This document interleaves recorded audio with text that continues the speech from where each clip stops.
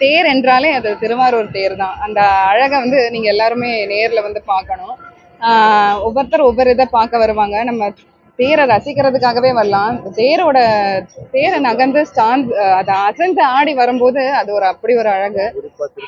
குறிப்பா வந்து அந்த டேர்னிங் பாயிண்ட் எல்லாம் அவங்க அவ்வளவு மெனக்கெட்டு, ஏன்னா அது ஒரு பிரம்மாண்டமான அந்த தேரை வந்து திருப்புற அழகெல்லாம் பார்த்தா அது பிரமிப்பா தான் இருக்கு. ஏன்னா இது வந்து ஒரு புல்டோசர் இவ்வளவு மக்கள் இழுத்தாலும் அது பின்னாடி புல்டோசர் வச்சு தள்ளி அதோட நேர்த்தி அழகு அது அசைந்து ஆடுறது இதெல்லாம் நீங்க வாய்ப்பு கிடைச்சா எல்லாருமே வந்து பார்க்க வேண்டிய ஒரு திருவிழா. ஃபர்ஸ்ட் டைம் இதை பார்க்க வந்திருக்கோம். இதை பத்தி நிறைய கேள்விப்பட்டிருக்கேன், இன்ஸ்டா, யூடியூப், டிவி எல்லாத்துலேயும். இப்போதான் ஃபர்ஸ்ட் டைம் வந்திருக்கோம். இங்க வரதுக்கே ரொம்ப கஷ்டப்பட்டு தான் வந்தோம். அவ்வளோ கூட்டம் இருக்கு, நிறைய பேர் இருக்காங்க. தேரை பற்றி நிறைய இது வரைக்கும் படிச்சிருக்கோம், பார்த்துருக்கோம். இப்போதான் ஃபர்ஸ்ட் டைம் வந்து நேரில் பார்க்க ரொம்ப சூப்பராக இருக்கு. கிட்ட போய் பார்க்க செமையா இருக்கு. நேற்று போயிருந்தோம், நல்லா இருந்துச்சு, ரொம்ப நல்லா இருந்துச்சு. ஏஷியாலே பெரிய தேர், 96 அடி உயரம், எல்லாமே ரொம்ப பெருமையா இருக்கு இதை பார்க்கறதுக்கு. இன்னைக்கு நம்ம திருவாரூர் தேரோட ஒரு ஸ்பெஷலான டே. இது பங்குனி உத்திரம்னு சொல்லுவாங்க. இது வந்து ரொம்ப பெருசா இருக்கு, நிக்கிறதுக்கு இடம் கூட இல்லை. நாங்கெல்லாம் மேலே வந்து நின்றுட்டு இருக்கோம். பார்க்கறதுக்கு ரொம்ப அழகா இருக்கு. பாருங்க தியாகராஜர் எப்படி அதில் உட்காந்து ஆடி அசைஞ்சு வராருன்னு. ரொம்ப கூட்டமா இருக்கு. நிறைய உலகத்துல இருந்து நிறைய ஸ்டேட் எல்லாத்துல இருந்தும் நிறைய பேர் இதை பார்க்கறதுக்காக வந்திருக்காங்க. ஏசியால ஒரு பெரிய தேர்னா இது சொல்லலாம். ஆசியாலேயே மிகப்பெரிய தேர் வந்து நம்ம திருவாரூர் தேர் தான். இது வந்து பார்த்தீங்கன்னா மொத்தம் வந்து 96 அடி ஹைட்டு அப்படின்னு சொல்லுவாங்க. இது வந்து பார்த்தீங்கன்னா அந்த 96 அடியுமே பார்த்தீங்கன்னா ஒரு தத்துவத்தை குறிக்கக்கூடிய ஒரு விஷயமா தான் இருக்குது.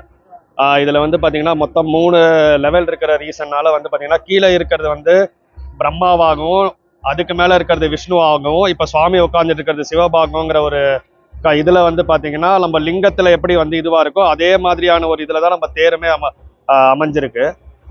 கூட்டம் பார்த்தீங்கன்னா வந்து சண்டேவா வேற இருக்கிறதுனால நிறைய பேர் வந்துகிட்டே இருக்காங்க. இன்னும் தேர் அசைஞ்சாடி வரும்போது பார்த்தீங்க அப்படின்னா இந்த தேரை வந்து ஆழித்தேர்னு சொல்லுவாங்க. ஸோ இது வந்து கடலோ இதுவோ இல்லை, அலையில வந்து எப்படி வந்து மிதந்து வருதோ அந்த மாதிரியான ஒரு வடிவத்துல தான் இந்த தேர் வந்து இருக்கும். உலகத்திலேயே இந்த க்ஷேத்திரத்துக்கு, இந்த பிரம்மாண்ட உலகத்துக்கு மூலாதாரம் அப்படிங்கிற க்ஷேத்திரம் இந்த ஊர் திருஆரூர். ஆர் அப்படிங்கிற வார்த்தைக்கு மூலாதாரம்னு அர்த்தம், பிருத்திவின்னு அர்த்தம். அதாவது 5 பூதங்கள்ல பிருத்திவி, அப்பு, ஜலம், வாயு, ஆகாசம், இதை தாண்டி மனசு. இதுதான் நம்ம உடம்புல 6 ஆதார சக்கரங்களாக இருக்கிறதா சொல்லப்படுகிறது. இந்த 6 ஆதாரங்களை பேசிக்ஸ் எல்லாத்துக்கும் அடிப்படைஸ்தானமாக இருக்கிறது திருவாரூர். திருவாரூரோட விசேஷம் என்னன்னா, திருவாரூர் பிறந்தால் முக்தி.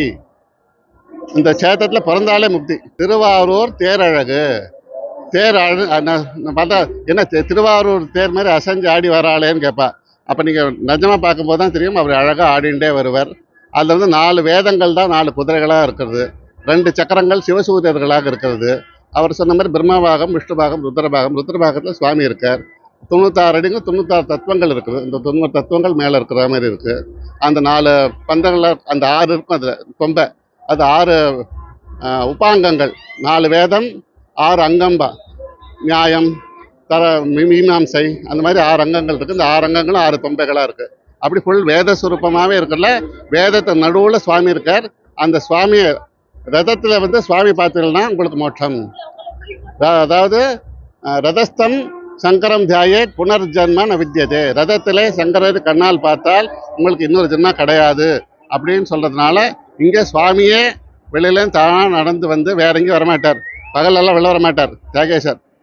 பகலில் வர ஒரே டைம் இந்த தேருக்கு மட்டும்தான். சூரிய வெளி சிதப்படுற மாதிரி இருக்கான ஃபுல்லாக மூடி இருப்பார் உள்ளார. அவர் பகலே ஆகாது, அவர் ராத்திரி சுவாமி. ஆனாலும் இப்பயும் வந்து நமக்காக, பக்தர்களுக்காக சுவாமி இறங்கி வந்து நிற்கிறார். அத்தனை பேர் அழகாக சிவபக்தி இங்கே பார்க்கறதுக்கு அப்படி ஆனந்தமாக இருக்குது. நான் கிட்டத்தட்ட 50 வருஷமா அந்த தேர் பார்க்குறோம். கொஞ்சம் இடையில நின்று இருந்துச்சு, ஆனால் அப்போல்லாம் இன்னும் பெருசாக இருக்கும் பார்க்கறதுக்கு, பிரம்மாண்டம். அது பார்த்தவங்களுக்கு மறுபடியும் மறுபடியும் வரணும்னு தான் தோணும். இந்த எங்கே வர முடியாமல் போயிடுமோங்கிற ஒரு இதுலையே இருப்போம். நாங்கள் வந்தது எங்களுக்கு அப்படி ஒரு பெருமை, அவ்வளோ ஒரு சந்தோஷம் இந்த இது பார்க்கறது. இந்த ஊர் இது வந்து ஆசியாவிலேயே பெரிய தேர். இது மாதிரி எங்கேயுமே பார்க்க முடியாது, பார்த்தது இல்லை. திருவாரூர் தேருக்குள்ள சிறப்பு வேற எங்கேயும் கிடையாது. அது அசைஞ்சு கிளம்பும் போது அசைகிறது வந்து கண்கொள்ளா காட்சியா இருக்கும். அதோட முக்கம் திரும்புறது இது ரெண்டையுமே பார்த்துட்டா நம்ம என்னமோ அவ்வளோ ஒரு திருப்தி நமக்கு. பா பெரிய கோடி கிடைச்ச மாதிரி ஒரு சந்தோஷம் அது பார்க்குறது. கிடைக்காது. அது வந்து அந்த ஒரு இது இருக்கிறவங்களுக்கு தான் இது கிடைக்கும். பார்க்கணுங்கிற ஒரு அமைப்பு இருந்தால் தான் இது பார்க்க முடியும். அந்த அளவுக்கு இதை வர்ணிக்கிறதுக்கு வார்த்தைகளே இல்லை. நான் கிட்டத்தட்ட ஒரு 50 வருஷமாக ஏன்னா நாங்கள் இந்த ஊரில் இருக்கா தேரோட்டத்துக்கு வராமல் இருக்க மாட்டோம். எங்கேனாலும் அப்போ திருச்சியில் இருக்கோம். அங்கேருந்து தேரோட்டங்கிறதுனால இதை பார்க்கணுங்கிறதுக்காக நாங்கள் 3 மணிக்கு புறப்பட்டு கிளம்பி ஓடியாந்தோம். இதுக்கு சாப்பாடெல்லாம் பெருசு கிடையாது. பார்க்கணும், அவரை பார்க்கணும். அது எங்களுக்கு ஒரு சந்தோஷம். அவ்வளோ ஒரு திருப்தி.